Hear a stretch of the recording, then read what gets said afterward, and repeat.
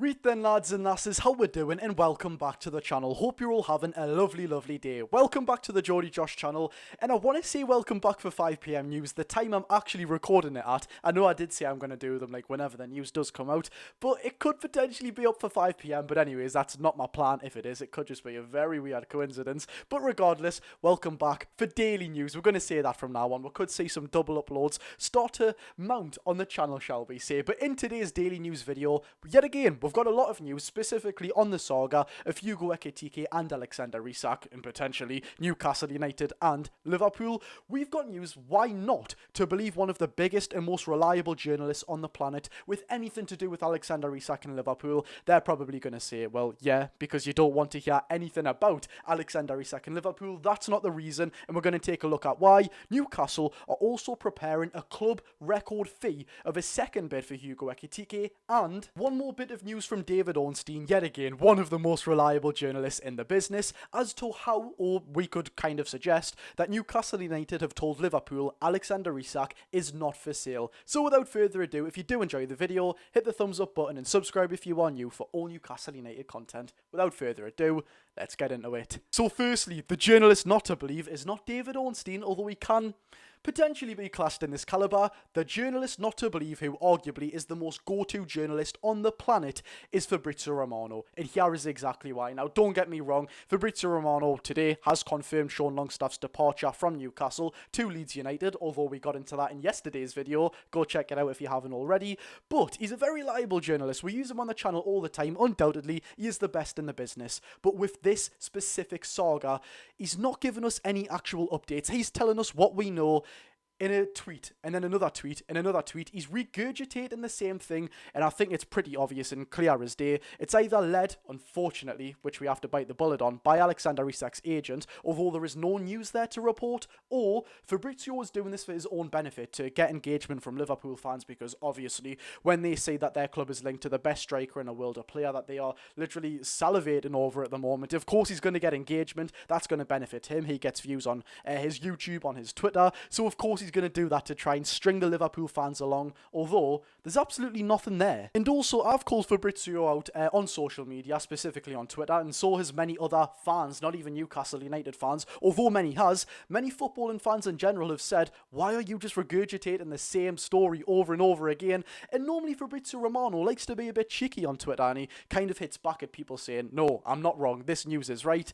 He's not said anything in this instance, so is that a guilty conscience that everyone is right? He's just playing into the hands of Liverpool fans and giving them what they want, albeit he's not giving them absolutely anything. Regardless though, ladies and gentlemen, we've got an update, a very fantastic update from Florian Plettenberg, of course, Sky Sports Germany's reporter, on Hugo Ekitike and Newcastle United, unfortunately. But fortunately, you will see, we've got a Liverpool and Ekitike update at the end of the video. But on Florian Plettenberg, Newcastle have made significant progress with Hugo Ekitike. The deal is advanced. Frankfurt expect a second offer from Newcastle, of course, in the close future. That first one was rejected for £70 million. Frankfurt wants something like £85 million.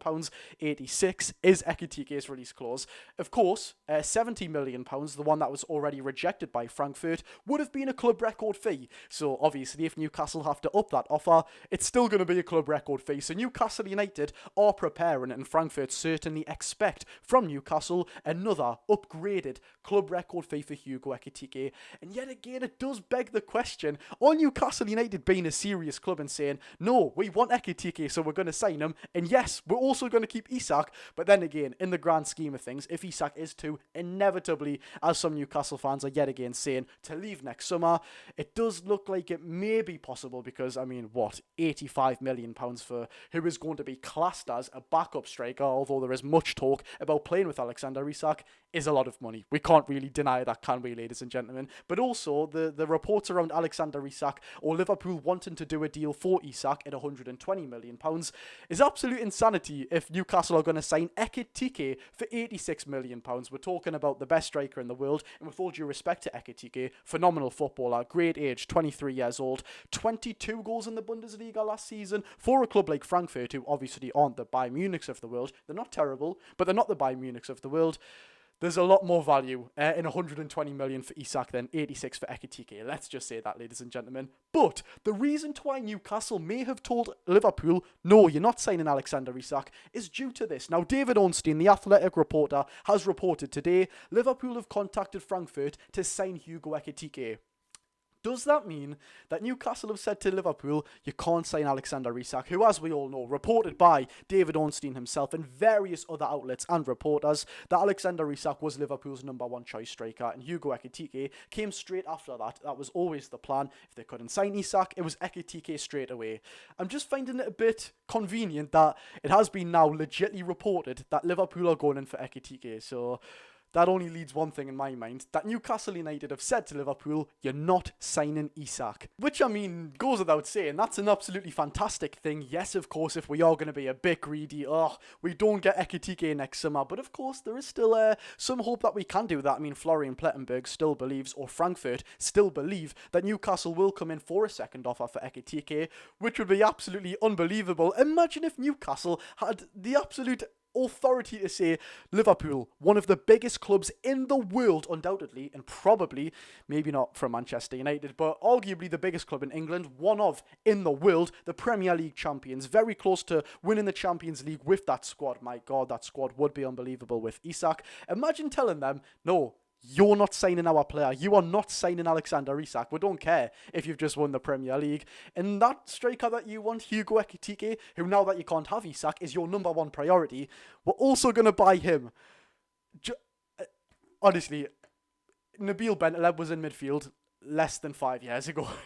What are we playing at? In the best way possible. And it's not a bad thing, obviously, but what's going on here? And the crazy thing is as well, it's not like any of this is like unimaginable or completely out of Newcastle's reach. For the Alexander Isak situation, all we have to do is say, no, you're not signing Isak. They're done and dusted. Like, he's not for sale, as he always hasn't been for sale. Yet again, that in itself has always been widely reported. And as for Hugo Ekitike, we've said it before, and we can say it again because it's that simple. We can now afford his release clause, and if we buy his release clause and he wants to come to Newcastle, then we've literally got Hugo Ekitike and Alexander Isak next season, and Liverpool are completely left without their two main striker targets. Imagine if Newcastle could do that. The uproar from their fans would be quite funny, to say the least. I mean, obviously, they wouldn't be enjoying it, but I don't think I could really care less. That would be something to feed generations of Newcastle United fans, if we're being honest, ladies and gentlemen. And just imagine if Ekitike did join Newcastle. And if we're being honest, it sounds crazy to say, but he would get more game time at Liverpool than Newcastle, which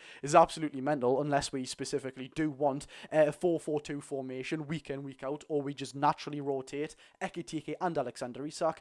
But I genuinely believe, although getting more game time at Liverpool for Ekitike's situation, I believe he would be better at Newcastle United, learn off the best striker in the world in Alexander Isak, and of course you can learn to play in a 4-3-3 and a 4-4-2 formation. I don't know what's not to love there. And of course he gets to learn off William Masula as well. Who wouldn't take that opportunity? But there we'll have it, ladies and gentlemen. If you did enjoy the video, hit the thumbs up button and subscribe if you are new for all Newcastle United content. And my God, the Newcastle United news at the minute is absolutely fantastic, isn't it? Yes, of course, there is talk about Isak potentially leaving Newcastle, but in my personal opinion, not that I know anything, but just from my personal opinion, talking about these news all day long for you people, and of course myself, because I do enjoy it, I don't believe Isak is leaving. Like, genuinely, I don't see any reason to why Newcastle would sell him. Maybe he wants to go. We'll never know. We might see things in the next couple of days, but as for right now, genuinely, I might not seem it, but I'm 1,000,000,000% confident Alexander Isak stays in Newcastle. I can't describe it into words, but I really, really am. And I'm also quite confident that we could potentially pull off this signing of Hugo Ekitike. Of course, it's going to be hard if Liverpool want to go all out for him. It is going to be hard, just to say the least. But there we'll have it. If you've enjoyed the video, yet again, hit the thumbs up button. I've been Geordie Josh. Hopefully, see you all very, very soon. Go enjoy your day, people.